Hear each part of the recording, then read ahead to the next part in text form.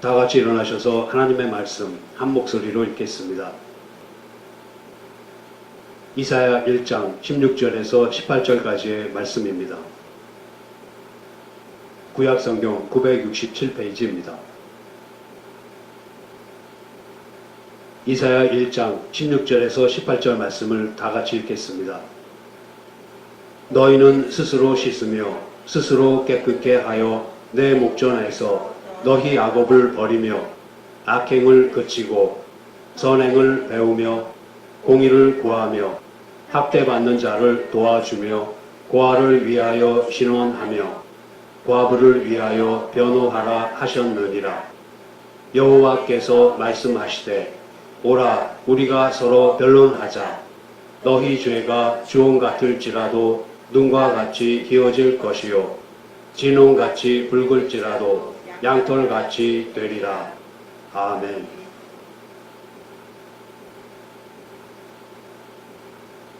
우리는 지난번에 이스라엘 백성이 하나님께 온전한 헌상, 온전한 예배, 그리고 온전한 기도를 드리지 못하고 있었음을 보았습니다. 겉만 보면 그들은 나무랄 데가 없었습니다. 그러나 회칠한 무덤과도 같았던 그들의 마음속은 탐욕과 악으로 가득했습니다. 율법주의적 신앙에 빠진 이스라엘은 종교적인 외형에만 관심을 가졌고 율법이 진정으로 가르치는 바 하나님을 사랑하고 이웃을 사랑하는 일은 잊었습니다. 이에 대해 하나님께서는 너희는 스스로 씻으며 스스로 깨끗게 하여 내 목전에서 너희 악업을 버리며 악행을 그치고 선행을 배우며 공의를 구하며 학대받는 자를 도와주며 고아를 위하여 신원하며 과부를 위하여 변호하라 라고 말씀하십니다.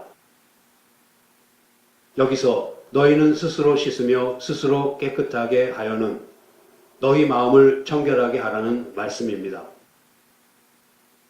그리고 내 목전에서 너희 악업을 버리며 악행을 그치고 선행을 배우며 공의를 구하며 학대받는 자를 도와주며 고아를 위하여 신원하며 과부를 위하여 변호하라 하셨느니라는 너희 악업을 버리고 또 그 이하의 명하신 삶을 산다면 너희가 내 목전에 있을 것이다.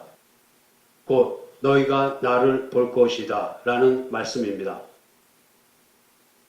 이 말씀은 동시에 그렇지 않다면 너희가 내 목전에 있지 못할 것이다. 즉 너희가 나를 보지 못할 것이다 라는 의미도 가지고 있습니다.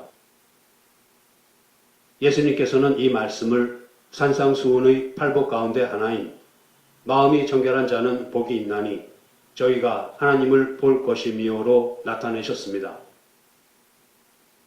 기독교 신앙은 교리의 문제와 지성의 문제일 뿐만 아니라 궁극적으로는 마음의 상태에 관한 것입니다. 그렇습니다. 교리가 중요하며 지적인 이해가 중요합니다. 그러나 우리는 신조나 신앙의 지적인 동의에서만 끝나지 않도록 주의해야 합니다. 중요한 것은 지적인 이해나 동의 자체가 아니라 그렇게 이해하고 동의한 대로 살아내야 한다는 것을 잊지 말아야 합니다. 오늘 이사야 선지는 하나님 목전에 서기 위해 그렇게 하기 위해 요구되는 청결한 마음이 무엇인지 그리고 하나님께서 오라 우리가 서로 변론하자 하신 말씀으로 우리에게 무엇을 가르쳐 주려고 하는지에 대해서 이야기하고 있습니다.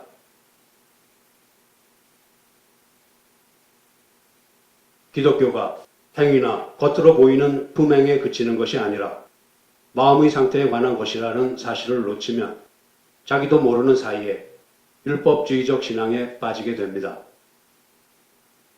그 결과 의와 진리와 거룩을 따른다는 것이 결국은 행위와 윤리와 도덕의 실천으로밖에 나타나지 않습니다.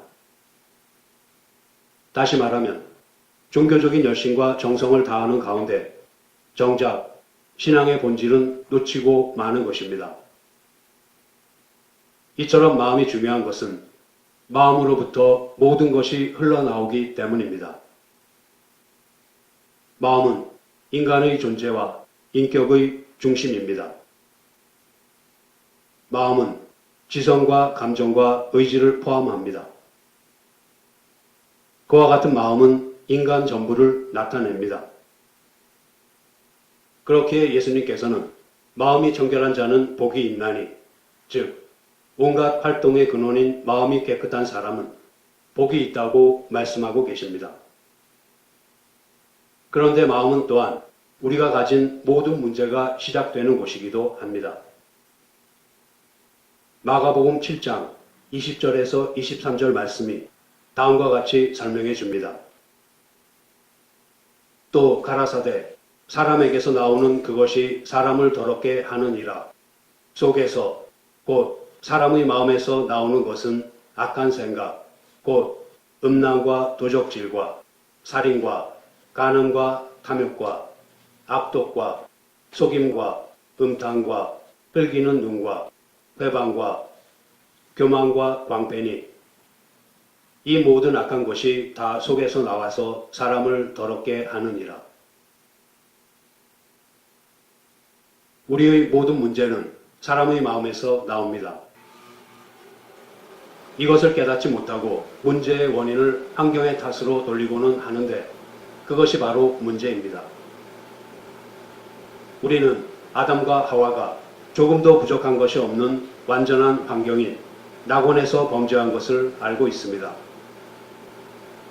또한 하나님께서는 광야 생활을 하는 이스라엘에게 사람이 떡으로만 사는 것이 아니요 여호와 입에서 나오는 모든 말씀으로 사는 것이다 라고 말씀하셨습니다.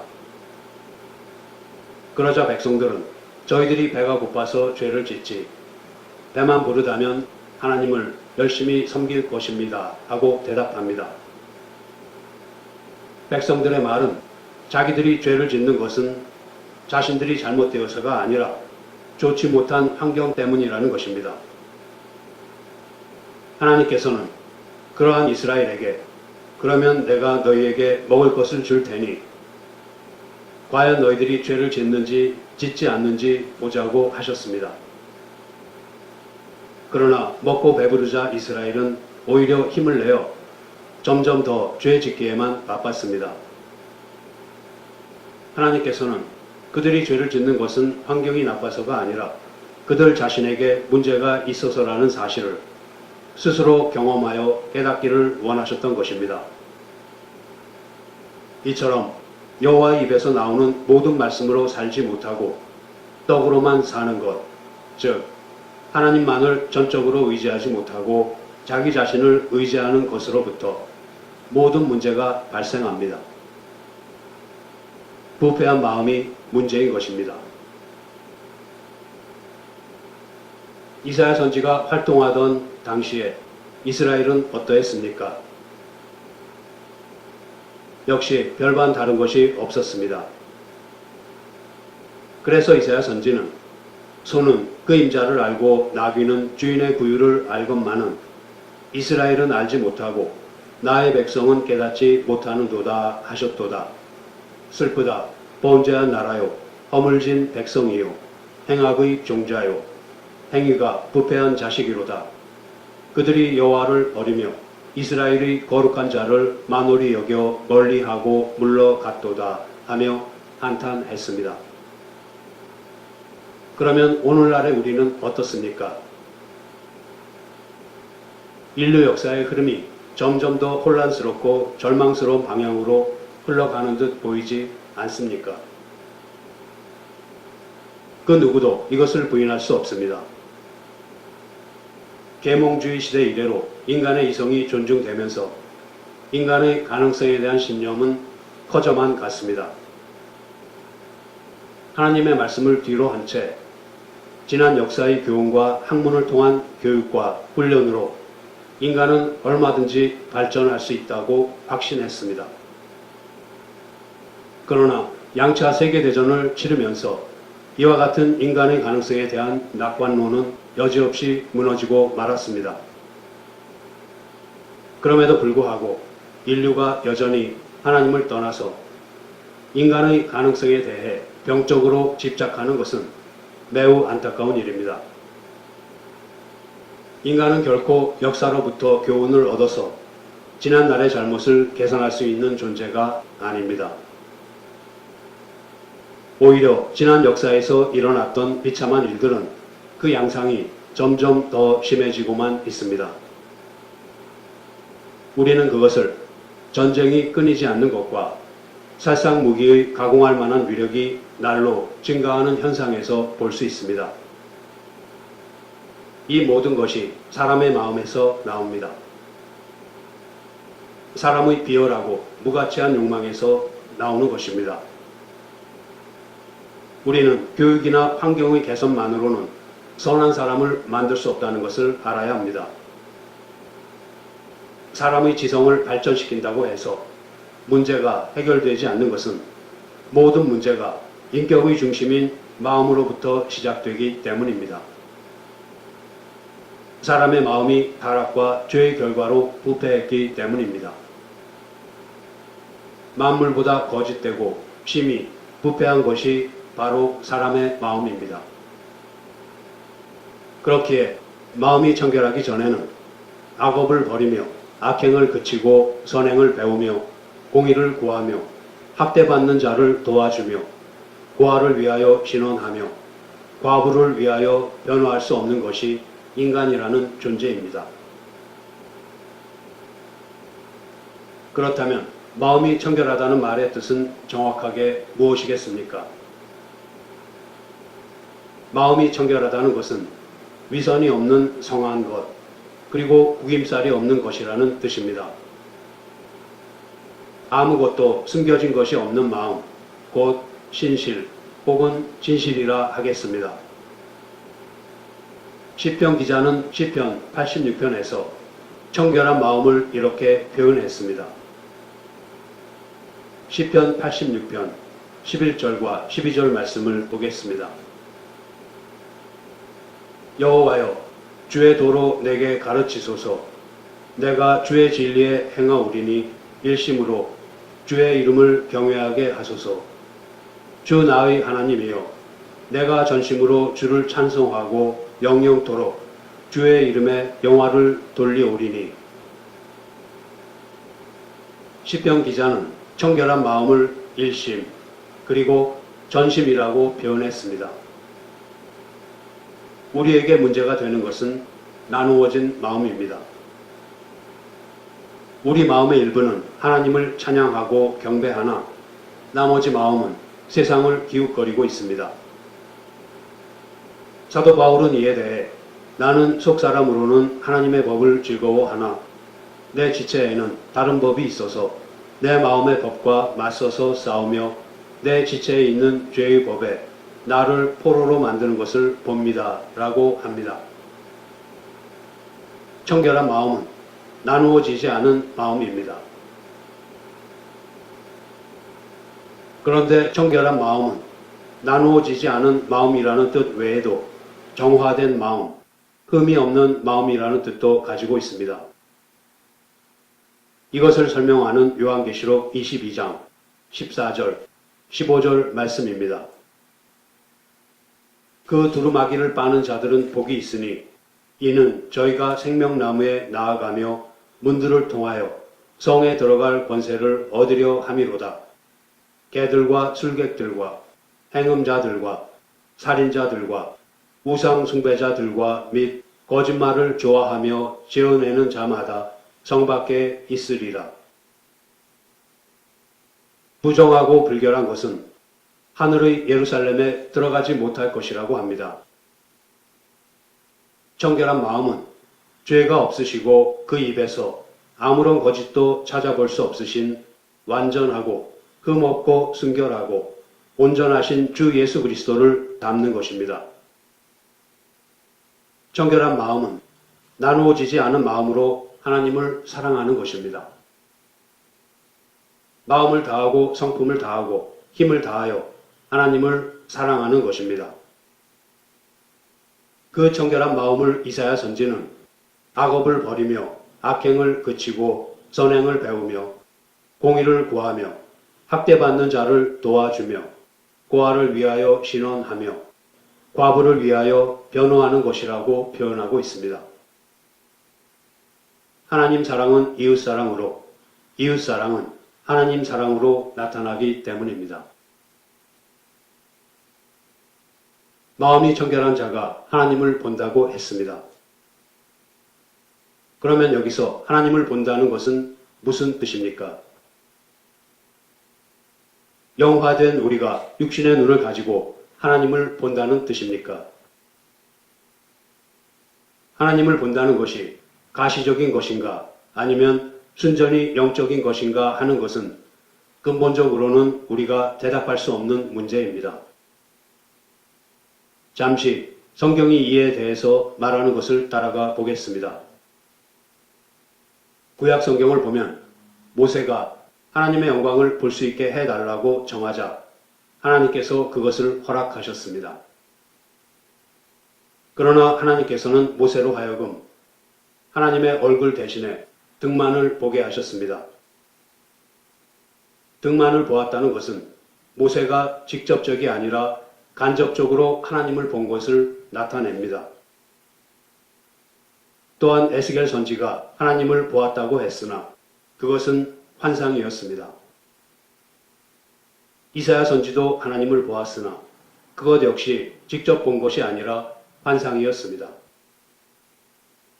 모세를 포함해서 그 누구도 죄인으로서 하나님을 보고 살 자는 없습니다. 이처럼 구약 성경은 여러 곳에서 하나님을 직접 보는 일이 불가능하다는 것을 암시하고 있습니다. 신약 성경에서는 예수님께서 나를 본 자는 아버지를 보았다는 말씀을 하셨습니다.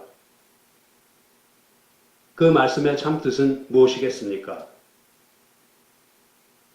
그것은 본래 하나님을 본 사람이 없으되 아버지 품속에 있는 독생하신 하나님이 나타내셨느니라 하신 말씀대로 하나님과 동일한 본성을 지니신 독생자가 하나님께 대한 분명한 설명으로 오셨다는 것입니다. 말씀이 육신이 되신 예수님께서는 하나님이십니다. 예수님은 언제나 아버지의 말씀을 하셨고 언제나 아버지의 행하시는 것을 하셨습니다. 이런 맥락에서 예수님께서는 나를 본 자는 아버지를 보았다는 말씀을 하셨습니다. 그러나 이것이 직접 하나님을 보았다는 의미는 아닙니다. 이처럼 하나님을 본다는 말씀이 가리키는 것을 우리는 정확히 모릅니다. 그러나 중요한 것은 마음이 청결한 사람은 하나님을 볼 것이라는 약속이 있다는 것입니다. 우리는 죽은 후에 천국에 가서야 하나님을 분명하게 볼 수 있게 될 것입니다. 그렇지만 우리가 이미 이 땅에서 영생과 부활을 맛보며 살고 있듯이 하나님을 볼 것이라는 약속도 부분적으로는 성취되고 있다고 말할 수 있습니다. 우리는 주변에서 일어나는 일 가운데 역사하시는 보이지 않는 하나님을 믿음의 눈을 통해 볼 수 있습니다. 또 우리는 하나님과의 교제 안에서 보이지 않는 하나님을 볼 수 있습니다. 이것을 이 땅에서도 맛보기 위해서는 우리의 마음을 청결하게 해야 합니다. 그런데 어떻게 하면 우리의 마음을 청결하게 할 수 있습니까? 수도사들처럼 세상을 등지고 고행에 힘써야 하는 것입니까? 그렇지 않습니다. 우리가 아무리 애쓴다고 해도 우리 마음이 부패하는 것을 막을 수는 결코 없습니다. 오히려 더 나빠지게 하면 했지 조금이라도 나아지게 할 수도 없습니다. 오직 하나님께서만 우리의 마음을 청결하게 하실 수 있으십니다. 청결한 마음을 가질 수 있는 유일한 길은 성령님께서 우리 마음속에 들어오셔서 깨끗하게 하시는 것 뿐입니다. 그렇다고 해서 성령님께서 우리의 마음을 깨끗하게 해주실 것을 기다리면서 그동안은 아무렇게나 살아도 좋다는 말은 아닙니다. 우리는 마땅히 우리가 할 수 있는 일을 다 해야 합니다. 그렇게 하나님의 은혜 위에 서 있는 우리의 책임을 다하면서 우리 안에서 선한 일을 시작하신 하나님께서 그 일을 계속하실 것이며 그리스도 예수께서 다시 오시는 날 완성하실 것이라는 소망을 잃지 말아야 합니다. 마음이 청결하면 하나님을 볼 것이라는 약속 가운데 사는 사람들이 바로 악업을 버리며 악행을 그치고 선행을 배우며 공의를 구하며 학대받는 자를 도와주며 고아를 위하여 신원하며 과부를 위하여 변호하는 사람들입니다.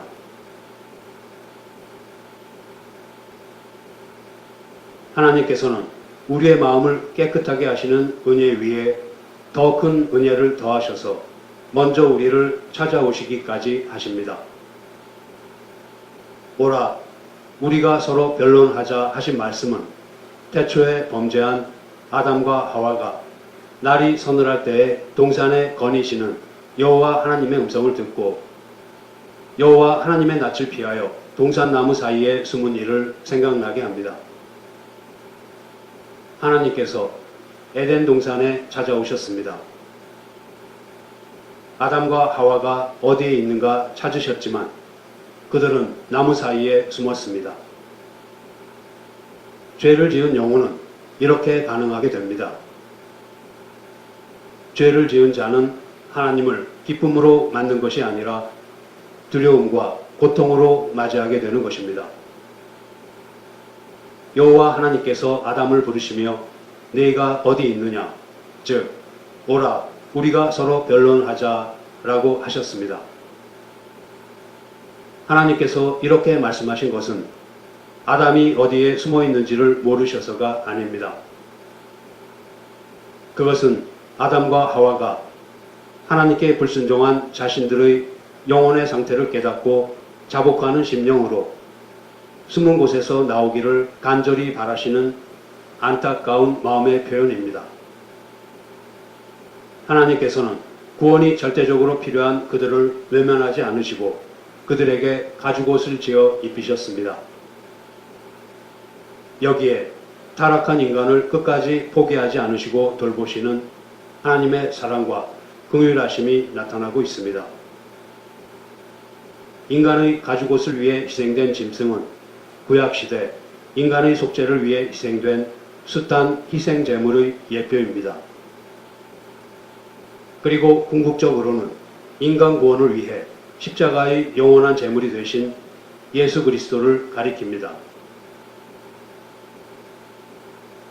때가 참에 예수 그리스도께서는 동정녀 마리아에게 나심으로써 우리를 찾아오셨습니다. 그리고는 수고하고 무거운 짐진 자들아 다 내게로 오라 하고 부르십니다. 이사야 선지의 표현대로 하자면 오라 우리가 서로 변론하자라고 말씀하신 것입니다. 예수님께서는 이어서 내가 너희를 쉬게 하리라. 나는 마음이 온유하고 겸손하니 나의 멍에를 메고 내게 배우라. 그러면 너희 마음이 쉼을 얻으리니 이는 내 멍에는 쉽고 내 짐은 가벼움이라 라고 말씀하셨습니다. 수고하고 무거운 짐진 자는 근본적으로 자기의 힘으로 할 수 없는 일을 자신이 할 수 있다고 믿으며 그 불가능한 일을 위해 헛되이 애쓰는 자를 가리킵니다. 하나님께서 주권적으로 베푸시는 구원을 은혜로 받기를 거부하고 율법을 지킴으로써 자기의 힘으로 구원을 이루겠다고 헛되이 애쓰는 자들이 바로 수고하고 무거운 짐진 자들입니다. 그러나 그 누구도 율법을 온전히 지켜낼 수 없습니다. 그래서 예수 그리스도께서 하나님의 뜻에 따라 자기를 낮추시고 이 땅에 오셔서 일생을 통해 육체와 영혼의 고난을 겪으시면서 우리를 대신해서 율법을 다 이루시고 십자가에서 죽기까지 복종하셨습니다. 예수님께서는 자신을 낮추어 우리를 구원하시기 위해서 스스로 온유와 겸손으로 옷 입으셨던 것입니다. 예수님의 겸손과 온유는 하나님께서 원하시는 것을 하나님께서 친히 예수님 안에서 하실 수 있도록 모든 것을 하나님께 내어 맡기신 것을 의미합니다. 그러하신 예수님께서 나의 멍에를 메고 나에게 배우라 라고 말씀하셨습니다. 여기서 우리가 배워야 할 것은 다름이 아니라 하나님 앞으로 나아와 하나님께서 베푸시는 은혜로 구원을 받는 것입니다. 더 이상 우리 자신을 의지하지 않고 전적으로 하나님만을 의지하는 것입니다. 하나님께서 우리를 지으신 원래의 목적대로 자기 자신이 아니라 하나님을 우리의 주인으로 모시는 것입니다. 이렇게 할 때에야 스스로 할 수 없는 일에 매달려 수고하고 무거운 짐을 지는 대신 마음의 쉼을 얻게 됩니다. 이렇게 성령님의 도우심으로 하나님만을 의지하며 우리의 삶 전체를 하나님의 손에 의탁하는 것이 마음의 청결함을 얻는 유일한 길입니다. 그리고 그렇게 할 때에야 비로소 우리는 하나님의 목전에 서게 됩니다.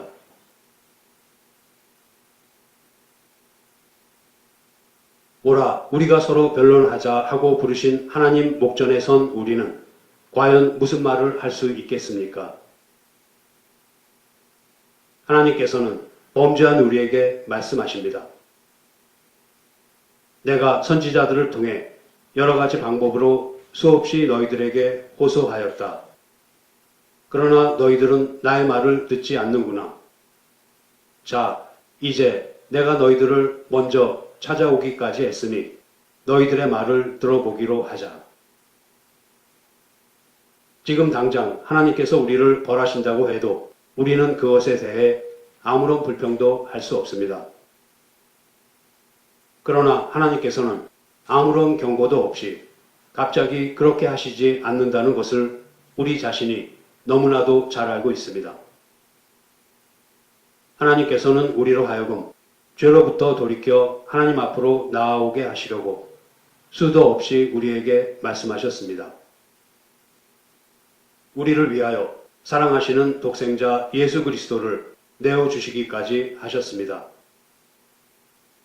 그렇게 만군의 여호와께서 우리를 위하여 조금 남겨두지 아니하셨다면 우리는 정말 소돔 같고 고모라 같았었을 것입니다. 그러하신 하나님 앞에서 과연 여러분은 여러분의 정당함을 주장할 수 있습니까? 여러분은 여러분 자신을 위한 조그만 채의 변명거리라도 가지고 있습니까? 아마도 그렇지 않을 것입니다. 우리는 아무 할 말이 없습니다. 우리가 할 수 있는 것은 단지 저희가 주님의 목전에서 범죄하였습니다.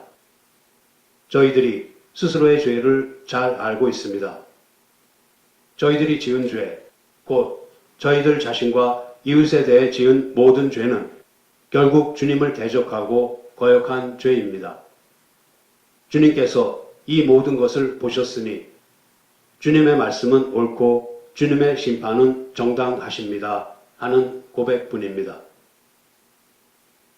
우리가 할 수 있는 기도는 단지 세리처럼 성전으로부터 멀리 서서 감히 눈을 들어 하늘을 우러러보지도 못하고 다만 가슴을 치며 하나님이여 불쌍히 여기옵소서 나는 죄인이로소이다 하는 기도뿐입니다. 여기서 우리는 사도 요한이 전한 말씀을 상기해 봅니다. 요한 1서 1장 6절에서 10절 말씀입니다.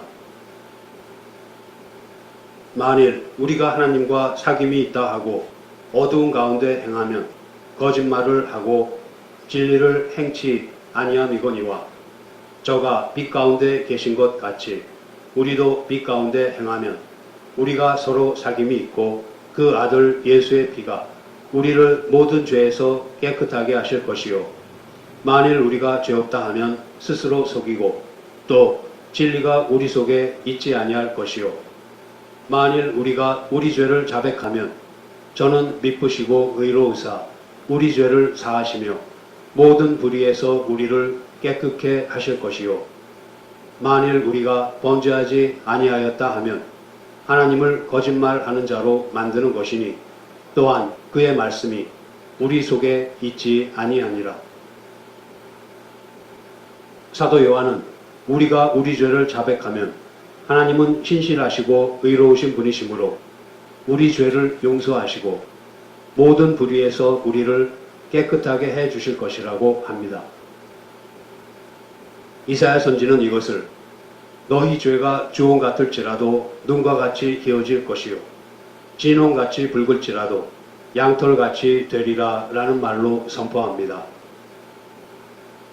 만일 우리가 우리의 죄를 인정하고 회개하고 하나님께로 돌이켜서 하나님의 말씀을 듣고 하나님의 계명에 귀를 기울인다면 하나님께서는 우리를 용서하실 것입니다. 우리의 죄가 주홍처럼 깊이 물들었을지라도 그것을 씻어서 눈처럼 하얗게 하실 것입니다. 비록 우리의 죄가 진홍처럼 붉어질 만큼 심각할지라도 그것을 씻어서 양털처럼 희게 하실 것입니다.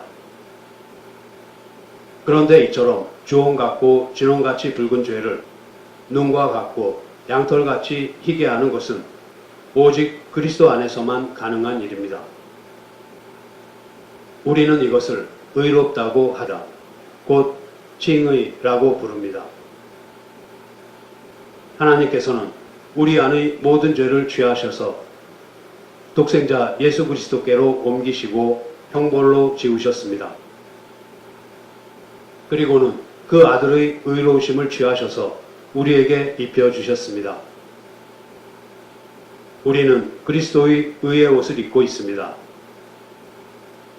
그의 옷은 눈과 양털과도 같이 깨끗하고 흰 옷입니다. 그리스도께서 자기의 완벽하고 흠이 없는 의의 옷으로 우리를 덮어주셨기 때문에 하나님께서는 더 이상 우리의 죄를 보지 않으십니다. 여전히 죄인인 우리를 의인으로 보아주십니다. 이것이 바로 우리가 기억해야 할 하나님의 크고 놀라우신 은혜입니다.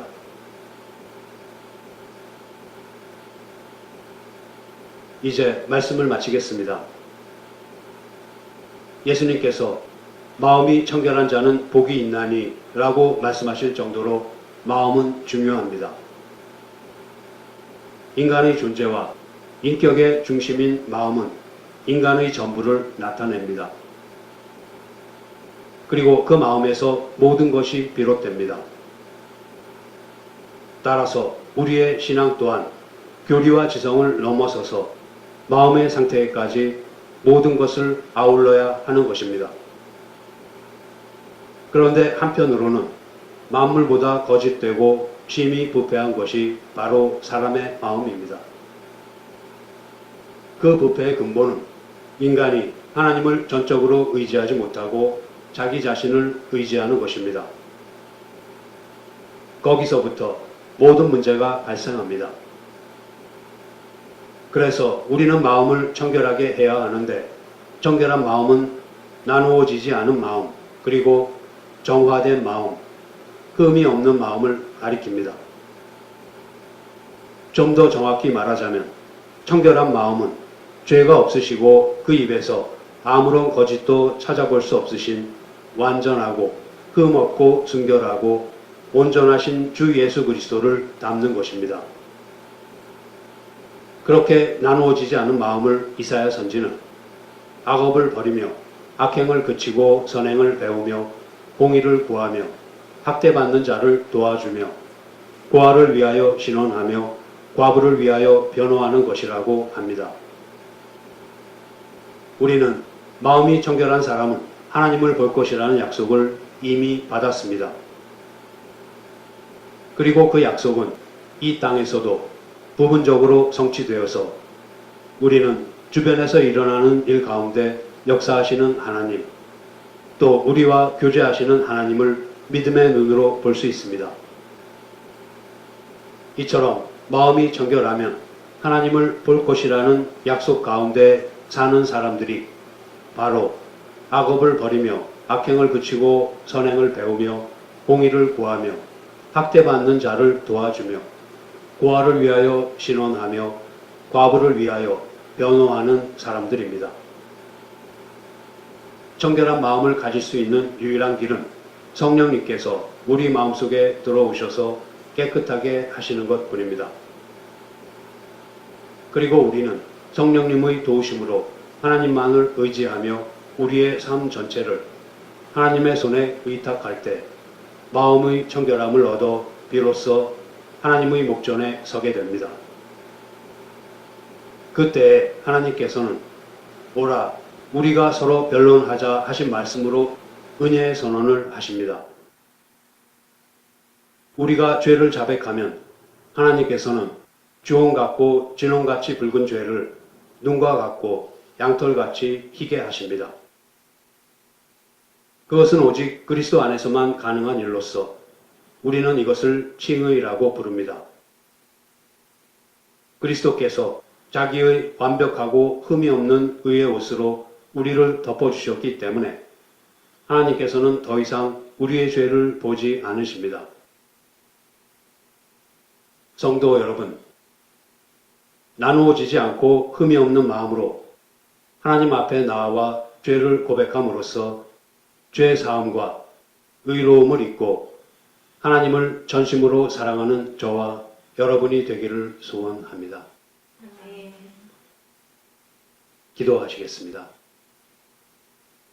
하나님 아버지, 만물보다 거짓되고 심히 부패한 것이 사람의 마음이라고 하셨습니다. 마음을 청결하게 하지 않고는 주님을 사랑할 수도 이웃을 사랑할 수도 없고 주님 앞에 나아가지도 못한다고 하셨사오니 저희들 속에 정한 마음을 창조하시고 저희들 안에 정직한 영을 새롭게 하여 주시옵소서.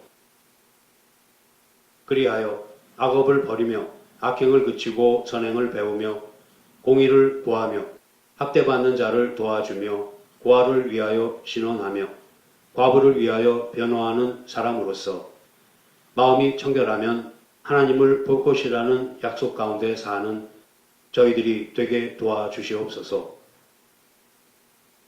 죄를 자백하면 신실하시고 의로우신 주님께서 죄를 용서하시고 모든 불의에서 깨끗하게 해주시는 은혜를 베풀어 주심을 감사드립니다. 이제 성령님의 인도하심으로 나누어지지 않고 흠없는 마음으로 주님 앞에 나아가고자 하오니 주홍 같고 진홍같이 붉은 죄를 눈과 같고 양털같이 희게 하여 주시고 그리스도의 의의 옷으로 덮어 주시옵소서. 우리 주 예수 그리스도의 이름으로 기도드립니다. 아멘.